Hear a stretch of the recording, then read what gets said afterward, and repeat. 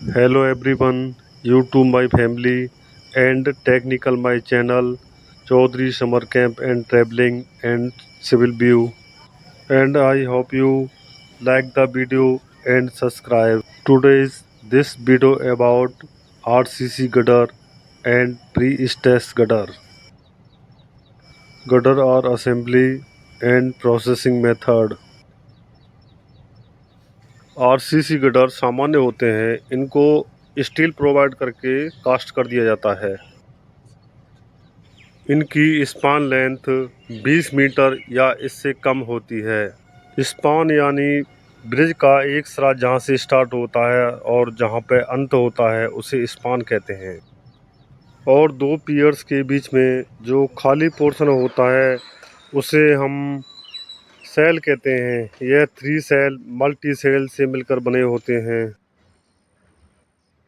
Span की length 6 metre से कम है, उसे बॉक्स कलबर्ड के नाम से जाना जाता है। स्पान लेंथ 6 मीटर से ज़्यादा और 60 मीटर से कम है, उसे माइनर ब्रिज कहते हैं। अगर ये स्पान लेंथ हमारे 60 मीटर से ज़्यादा है और 1 से 8 मीटर से कम है, उसे मेजर ब्रिज कहते हैं। चलिए तो हम प्री स्ट्रेस के बारे में जानकारी देते हैं। प्री स्ट्रेस का स्पान लेंथ 25 मीटर, 30 मीटर और 40 मीटर तक होता है।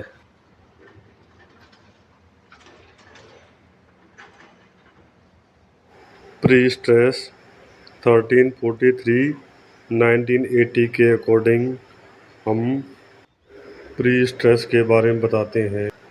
प्री स्ट्रेस 2 प्रकार के होते हैं, प्री टेंशनिंग और पोस्ट टेंशनिंग। प्री टेंशन में पहले से ही स्ट्रेस देकर वायर को हायर किया जाता है और आफ्टर कंप्लीट कर दी जाती है। प्री स्ट्रेस में हम जो LRPC केबल हम यूज करते हैं, जिसे हम टेंडेंस कहते हैं। इन LRPC टेंडेंस को 2 जैकों की मदद से खींचा जाता है, जिससे गटर का ऊपर की ओर डिफ्लेक्शन होता है, यानी कि थोड़ा उठ सा जाता है। और स्ट्रेस देने के बाद इनको कास्ट कर दिया जाता है। कास्टिंग के 28 दिन बाद इन जैकों को खोल दिया जाता है, जिससे बीम हमारा कंप्रेस होता है और नीचे की तरफ हल्का सा डिफ्लेक्शन हो जाता है। और बीम को जब हम टेस्ट करते हैं, लोड देते हैं, ये हल्का सा नीचे की तरफ डिफ्लेक्ट होता है और जैसे ही लोड को हम डिस्चार्ज करते हैं और फिर जो यह अपनी स्थिति में आ जाता है। बीम को कास्ट करते समय कुछ सावधानियां रखनी पड़ती हैं। कंक्रीट का टेम्परेचर 26 से 35 डिग्री तक होना चाहिए और 25 से 27 के बीच में रहे तो ज़्यादा बेटर है। एम्बिएंट टेम्परेचर का भी ध्यान रखा जाता है। टेम्परेचर अधिक होने पर इसमें क्रैक आने के चांस थोड़ा बढ़ जाते हैं। यह आपको गटर दिखाई दे रहा है, इसे पोस्ट टेंशन गटर कहते हैं। ये देखिए, जिसमें HDPC वाले पाइप दिखाई दे रहे हैं,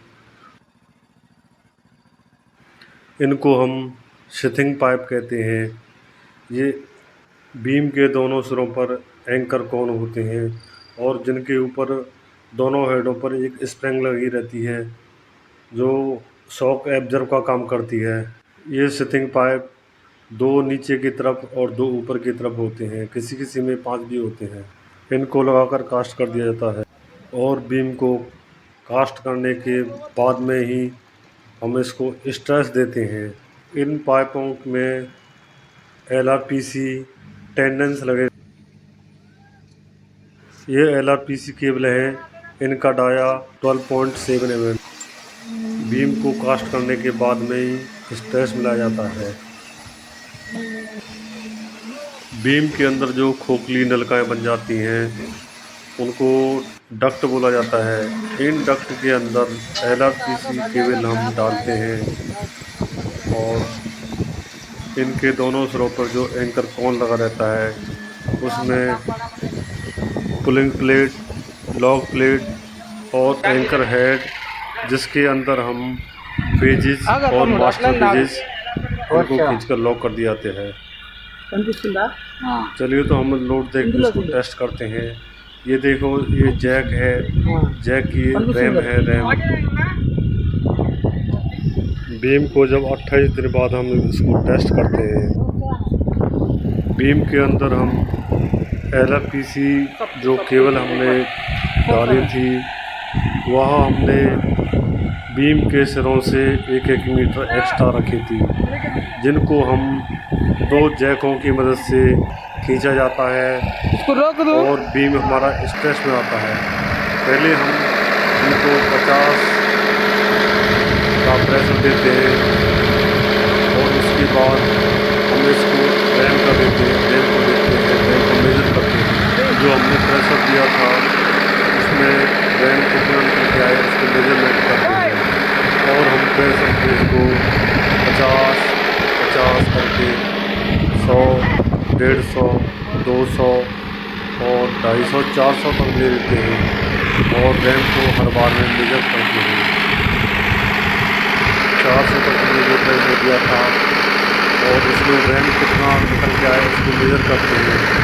फिर इसके बाद प्रेशर को रिलीज़ करते हैं 50 mm, 350 तक लाते हैं।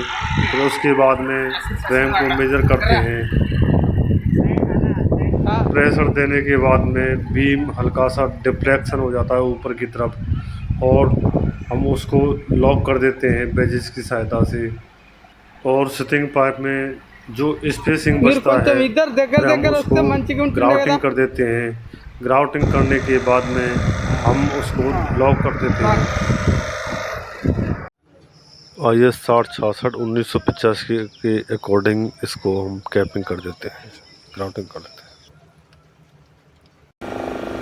तो आइए हम आपको बताते हैं कि इसका एलोंगेशन कैसे निकाला जाता है। हमने जो हाइड्रोलिक जैक यूज़ किए थे उनकी रैम का एरिया और उनके जैक की रैम का एरिया 432.625 और रैम की एफिशिएंसी 98.95 जो हमें कैलिब्रेशन सर्टिफिकेट से मिलती है। हमने जो जैक में जो प्रेशर दिया था 50 kg प्रति सेंटीमीटर स्क्वायर, उसकी रैम की हमने रीडिंग को नोट किया था और 100 kg प्रति सेंटीमीटर स्क्वायर का फिर से जो प्रेशर दिया था उसकी रैम की रीडिंग को हमने नोट किया था। इसीलिए हम धीरे धीरे करके इसको 400 तक ले जाते हैं और रैम की रीडिंग को हमने नोट किया। उसके बाद हम प्रेशर को फिर से रिलीज़ करते हैं और रैम पर हम जो रीडिंग आता है और उसे हम मेज़र कर लेते हैं।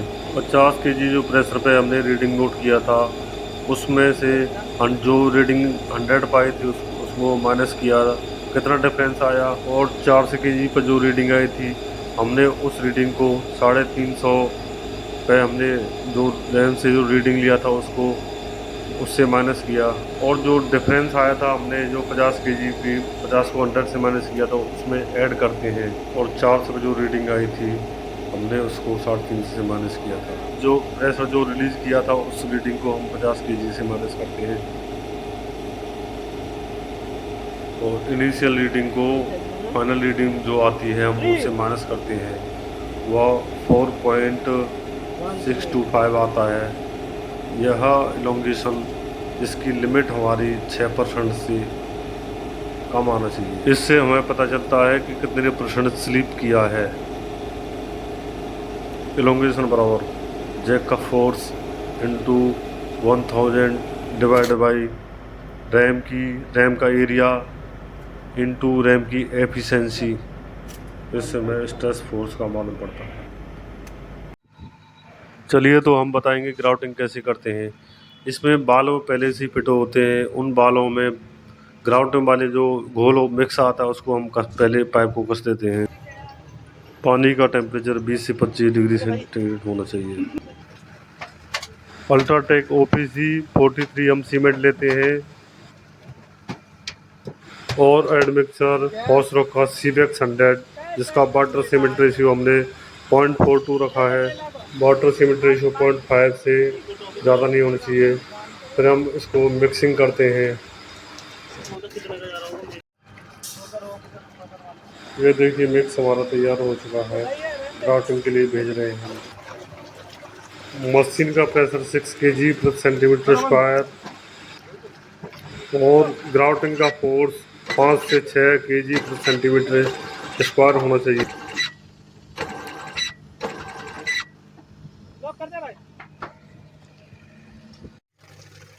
इसको हम चूल्हे के पानी से वॉश करते हैं। उसके बाद में सीमेंट फ्लो करते हैं। सीमेंट फ्लो जब हमारा पास हो जाता है और हम उसको बाद में प्रेशर देके और कैप द्वारा बंद कर दिया जाता है। इसका हम अच्छे से क्यू कास्ट करते हैं और उसके बाद कंप्रेसर स्ट्रेंथ 7 डेज और 20 डेज चेक करते हैं।